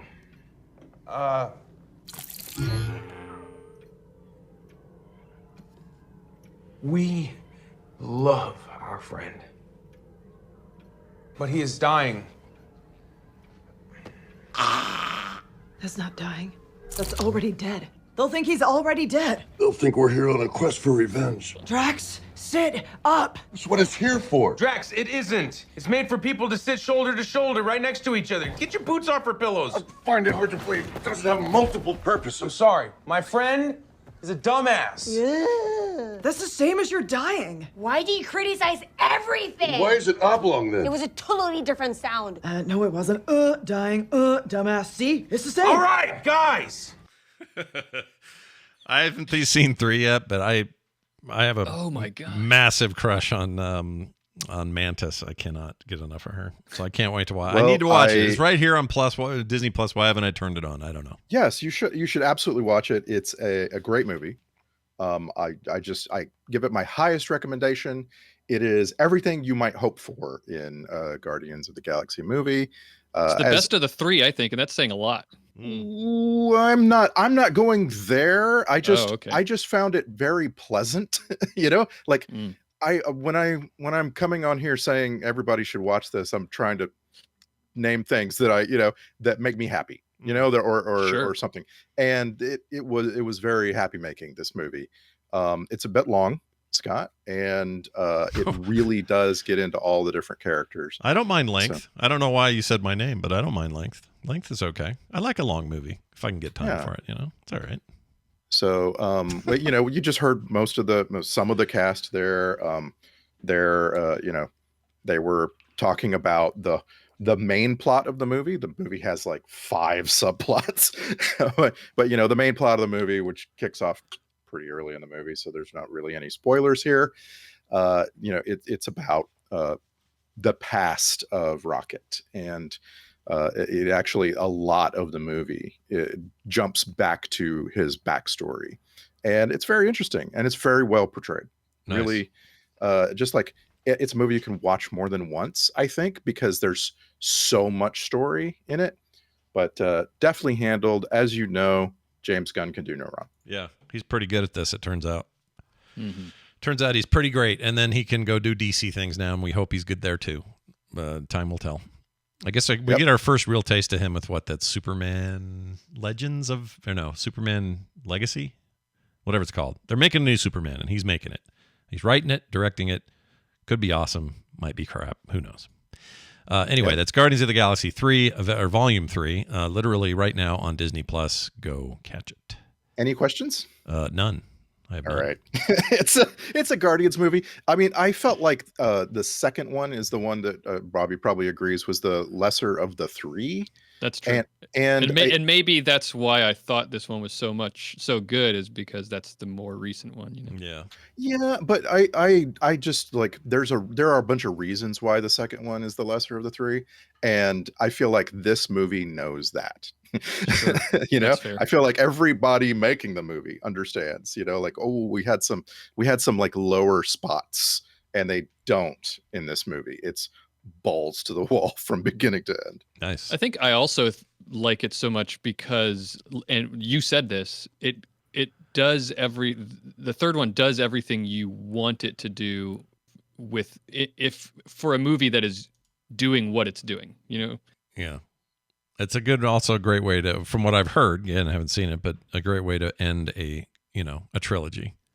I think strong note. I for some reason I can't stop thinking about this movie in comparison to Ocean's 11, and it's because of the way Ocean's 11 ends.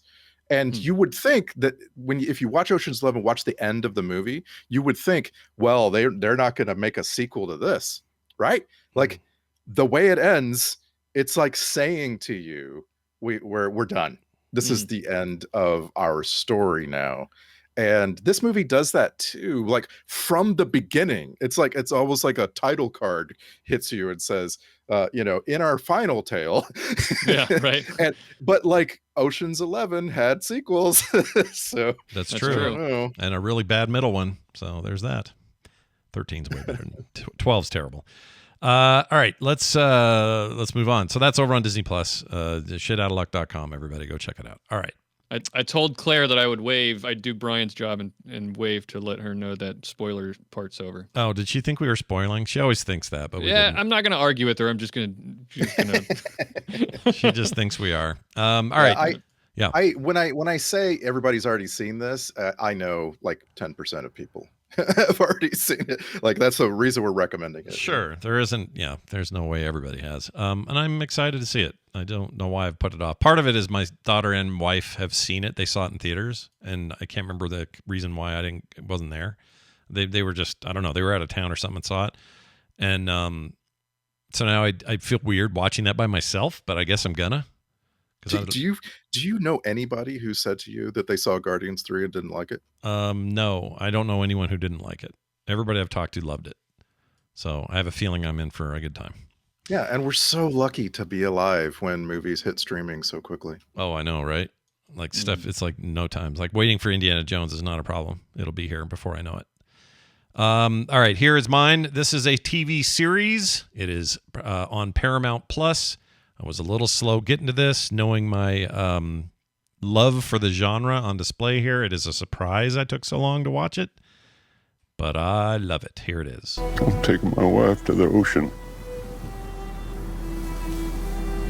And I'm going to sit on the beach and let her see it. That was her dream. Then I'm going to see her. That's my dream.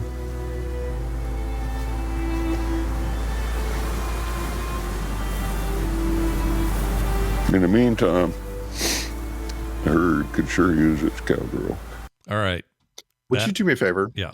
Would you play the first 10 seconds of that again and tell me that he does not say he wants to shit on the beach? Okay, hold on. And let her see it. Take my wife to the ocean. Here we go. Here's the next bit. And I'm going to sit on the beach and let her see it. Oh, it's close. It's close. Shit on the beach and let her see it. Well, you gotta pull that one out now, Scott. Oh gosh, dang it! That audio really is ruins getting that clipped. scene too. All right, so this is 1883. It is a prequel series, a one-off season as part of Taylor Sheridan's long story, all about everybody who's a Dutton in the Dutton family. It all leads up to Yellowstone. Yellowstone, of course, was the big hit before all of this. I've been a Taylor Sheridan fan for years, though, prior to any of his success with these new shows. Things like Hell or High Water. It's an amazing movie. He wrote that. Sicario, the first Sicario and second Sicario movie. He wrote those movies. I love those movies. Just a really great writer. And I think when he does stuff set in the West, Westerns, modern Westerns, old Westerns, doesn't matter. He's just got a real touch for it. And this is great. It is basically Oregon Trail, the show, in that they are leaving Kentucky and making their way to the promised land that in their minds is Oregon. And it's a combination of people. You heard in that bit there, Sam Elliott, who plays Shea Brennan. He's a former captain in the Army. I can't remember if it was the southern states or if he was up north. I can't remember now. But anyway, he was there for the Civil War, saw a lot of really dark stuff. And his own personal life, that whole bit on the beach there was him talking about his wife for a reason. He lost her in kind of a horrible way. And so he's going that direction for two reasons. One, he's been hired to kind of guide everyone out there. He's sort of the survivalist who knows what to do to get there. And he's also just getting away from the tragedy of his life and trying to find somewhere new to go. He is giving a performance here. I've always loved him, but you could kind of say that Sam Elliott is always that same dude. Just kind of that, hey, what are y'all doing? Or, he's just kind of that guy. But this is way more nuanced than that. He puts in an emotional, really affecting performance as this character. He's really fantastic. Your main people in this show, are Tim McGraw. Yeah, that's right. Country singer Tim McGraw as James Dutton. Faith Hill, his actual wife, as his fictitious wife, Margaret Dutton. They're amazing in this. I feel like it's a discovery. I don't know what the hell's going on. Put them in all Westerns forever. I don't know what's going on. They're amazing. Tim McGraw is a freaking badass in this. And I don't even know his music. I don't even know what songs he does. I just know this was perfect for them. So they're excellent in this. Elsa Dutton is their daughter, played by Isabel May. She is kind of the crux of all of it. And I won't say more than that, but she is kind of who you see a lot of this through, like the eyes of this world through her. And then a ton of really great supporting cast. I can't say enough about this guy, LaMonica Garrett. He is this black actor who is just owning every scene he is in, just blowing my mind. People remember him from things like Sons of Anarchy, The Terminal List, Designated Survivor. He's been in a ton of stuff. He is so good in this. So here's who this is for. If you like Westerns, bingo. If you like hard trail living, you know, we a bunch of these people are like German immigrants and they're trying to help them get across, and they don't understand you can't just drink out of a lake. You got to boil that water. You lose like 4 of them there. You got to cross rivers where you're going to lose another 4 people. Like, it doesn't pull punches on how hard that move west was. And it's not just a bunch of artificial conflicts with like Native Americans or something. There's some of that, but it's mostly just the wild. Like, it's really hard to survive. You don't have enough food. We got to hurry up and beat winter. You got to get through Salt Lake City and cut over those mountains before the, This is all happening, as it did back then. This is a fictional story, of course, but it is told with such deft hands. I cannot wait to move on to 1923, which is the next one in the series. That is another just one-off season, and that's the Harrison Ford thing, which everyone says is amazing also. Apparently there's some crossover there, but it's great. He's built a real franchise with this stuff. I mean, I don't know. Some people may not like Yellowstone. I love it. I love all this Taylor Sheridan shit. He can just make whatever he wants. Just keep making it, and I'm all in. And this one will make you real happy, I think. So anyway, if you haven't seen it, it's on Paramount Plus, 1883. It's amazing. I haven't seen it. I'm really looking forward to watching it now. Well, you'll love it, dude. It's so good. I mean, the bottom line is, I think there's too much Taylor Sheridan. It feels like, there's got to be a stinker in here somewhere, right? Tulsa King might not be as good as the rest, right? And maybe it's reviewed okay, but yeah. I mean, I'm looking at IMDb right now. 8.7 for Yellowstone, 1883, 8.6, 8.5, something like that for 1923. Mayor of Kingstown, the Jeremy Renner thing, 8.2. Like, they're all in the high 8s to 9s for everything he's making. And those movies I mentioned, Sicario 1 and 2, the one I just said, Hell or High Water, those are all, I hold those in such high regard. The guy just has he's got the touch, man, for a very specific kind of thing. Like, Sicario is like a war thing, like it's a covert ops thing. It's not even close to a Western, but it's something about it has this, I don't know, he's quickly becoming like really important to me as a voice out there making shit. And they clearly love him at Paramount because he's making all kinds of new stuff, and some of these, series keep going. And how lucky can you be to have your fictional world of these Dutton characters be able to go back and work with Sam Elliott, and then bump forward and work with Harrison Ford and British actress Queen Lady, can't think of her name. She's famous and amazing, and I can't think of her. She played the Queen way back in the day. Anyway, her. He's just killing it, and I really enjoyed it. I could even argue, I'd even say like Yellowstone, which is like a modern Western set in current day in Montana with the Dutton family, is a little more soap opera-ish in some of its themes. but it's not, but this isn't that at all. Like 1883, it's just a raw ass freaking hardcore Western. I think he writes for the time that it's set in, and seeing this makes me feel better about Yellowstone having those elements because of course it does. It's set in our modern day where everyone's got phones and social media and bullshit. It's not the cowboys of old. I don't know. It's giving me a greater appreciation for it. But anyway, can't say enough about it. 1883 I wish they were going to do more of these. And there is talk of a prequel to this being made. So something set in the early 1800s, maybe even like, early come over from the boat and dock here in the States sort of thing, time frame. I don't know, but So you said you didn't know any of Faith Hill's husband's songs. I'm sure I do. I just don't. I'm not a listener. Yeah, I want to guess if there's one that you'll recognize right off the bat. It's "I Like It, I Love It." I like it. I love it. I want some more of it. That one. Okay. Towering hit. Yeah. There's a bunch of others like that. And he's been in tons of stuff, right? Like Flicka and Friday Night Lights, the movie. Yeah. He started pushing into acting like 20 years ago. Yeah, he's done stuff, but this, and also he is, I don't know who's training him. This dude is ripped. And I mean like He's older than me, and he is just a specimen. And he is scary as shit, but at the same time, he's like this amazing father and husband in this thing. Like, this just gets to why I love Westerns so much. It's mythological, but also realistic and historical at the same time, and it just gets all that right. And freaking Sam Elliott with a gun, dude. He's scary as hell. So Tim good. McGraw and Faith Hill are one of those celebrity couples that feel like they'll always be together. Yeah, they're a real power couple in like every way I could think to define it. Anyway, it's really good. Check it out.